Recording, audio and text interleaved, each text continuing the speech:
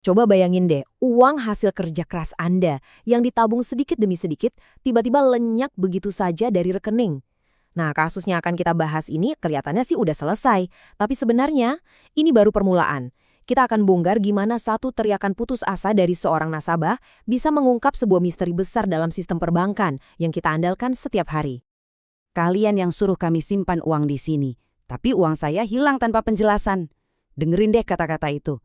Ini bukan sekedar komplain biasa kan? Ini adalah ledakan keputusasaan, suara dari ketakutan terbesar kita semua. Dan inilah yang bikin kasus ini meledak di mana-mana. Oke, kita masuk ke bagian pertama cerita ini. Gimana caranya krisis personal satu orang bisa berubah jadi headline berita nasional dalam sekejap? Ini dia tokoh utama kita, Mayesti. Hari itu, ya hari biasa aja buat dia. Tapi dia sama sekali nggak tahu kalau sebuah mimpi buruk finansial bakal segera dimulai.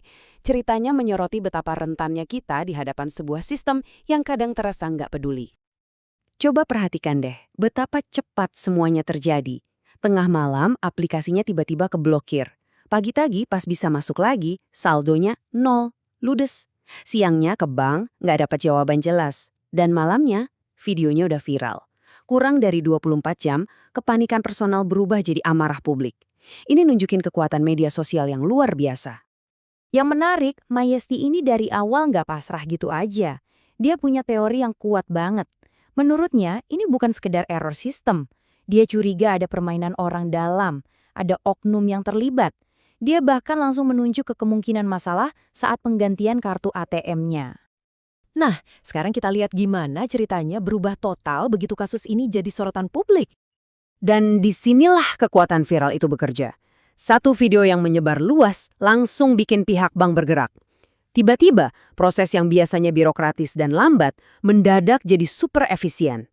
Ini jelas bukan kebetulan. Ini adalah reaksi langsung terhadap tekanan massa. Ini pertanyaan paling penting, dan coba kita jujur deh. Kalau nggak ada video viral, kira-kira uangnya bakal balik secepat ini nggak ya? Seberapa kuat sih suara kita sebagai nasabah biasa kalau kita nggak berteriak di media sosial? Tentu saja pihak bank punya jawaban resmi yang udah disiapkan. Mereka bilang uangnya dikembalikan setelah melalui investigasi internal yang cepat dan tuntas. Kedengarannya bagus kan? Tapi justru kata cepat inilah yang bikin banyak orang makin curiga. Tapi ada satu frasa kunci dalam pernyataan resmi mereka, bukan karena kelalaian nasabah. Nah, dalam bahasa perbankan ini tuh semacam kode. Ini cara halus mereka buat bilang oke, ini salah kami, tanpa harus ngaku terang-terangan dan jelasin detailnya. Uangnya udah balik, berarti kasusnya selesai dong. Eits, tunggu dulu. Justru disinilah misteri yang sebenarnya dimulai. Selamat datang di kotak hitam perbankan.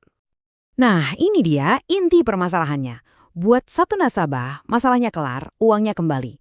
Tapi buat jutaan nasabah lain, muncul pertanyaan besar. Sebenarnya apa yang terjadi? Kenapa penyebabnya dirahasiakan? Bank memilih untuk menyelesaikan satu masalah personal, tapi mengabaikan kekhawatiran jutaan orang lainnya. Investigasi internal, itulah si kotak hitamnya. Kita tahu ada investigasi, kita tahu hasilnya, uang kembali, tapi proses dan temuan di dalamnya, apa penyebab utamanya, itu semua ditutup rapat-rapat. Jadi, apa sih isi kotak hitam itu? Apakah sistem keamanan mereka berhasil diretas orang dari luar? Atau ini murni kesalahan prosedur internal, persis seperti dugaan awal si nasabah? Atau yang paling bikin merinding, jangan-jangan beneran ada orang dalam yang bermain? Pertanyaan-pertanyaan krusial ini sengaja dibiarkan menggantung tanpa jawaban oleh pihak bank. Dan ini bukan cuma soal rasa penasaran loh, kerahasiaan ini dampaknya nyata. Kalau kita nggak tahu apa penyebabnya, entah itu malware jenis baru atau modus penipuan canggih, gimana caranya kita, jutaan nasabah lainnya, bisa melindungi diri kita sendiri? Jadi, gimana kita harus menilai akhir dari semua ini? Di bagian terakhir, kita coba lihat papan skor akhirnya. Hasilnya tuh aneh ya, sangat paradoks. Di satu sisi, nasabah menang karena uangnya balik, tapi kalah karena nggak dapat penjelasan. Di sisi lain, bank menang karena krisis PR-nya berhasil diredam, tapi kalah karena kepercayaan publik jadi tergerus oleh kerahasiaan ini. Pada akhirnya, kita harus akui, ini adalah contoh manajemen krisis yang, textbook banget. Canggih, krisis diredam, reputasi aman.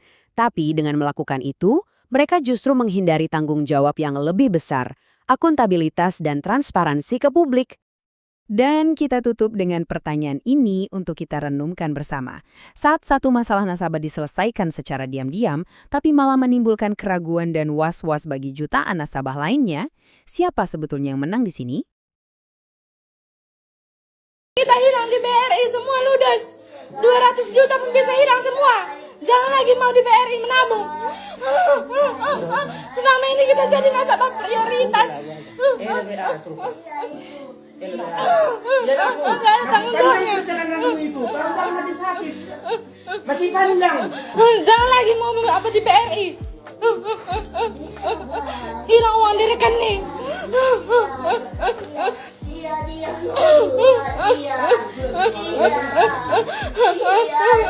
Bisa uang kita hilang di BRI semua ludes. 200 juta pun bisa hilang semua. Jangan lagi mau di Allahu Akbar.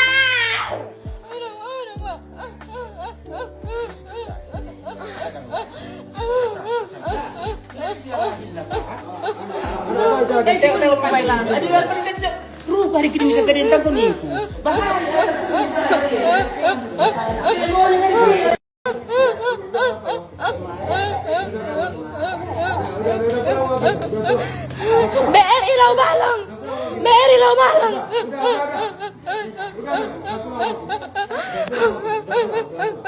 Terbawa rekening Mayas bisa.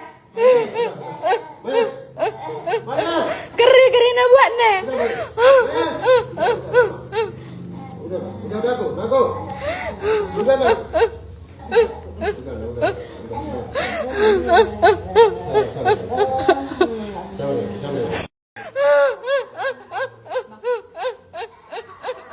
Viralkan semua, bagikan teman-teman, bagikan.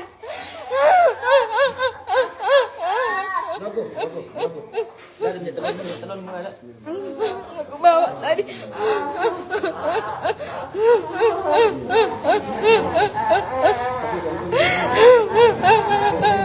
Udah minta pertanggungjawaban tapi besok katanya besok nggak disiapkannya hari ini.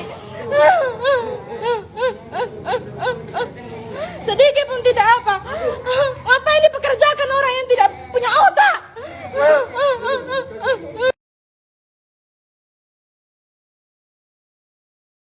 Saya Mayesti Makainanin selaku nasabah Pinjol Balas yang menjadi korban penggelapan atau pembobolan pada tanggal 10 November sampai 11 November, dan tepatnya pada hari ini 12 November kasus tersebut sudah selesai dilakukan dengan win-to-win solution tanpa ada paksaan sama sekali. Dan saya juga berterima kasih banyak kepada pihak BRI karena telah sigap cepat menyelesaikan masalah kami, dan tak lupa juga kepada Bapak Kapolsek, semua anggota Kapolsek, terima kasih sebanyak-banyaknya karena telah ikut menyelesaikan kasus ini. Terima kasih, Puja.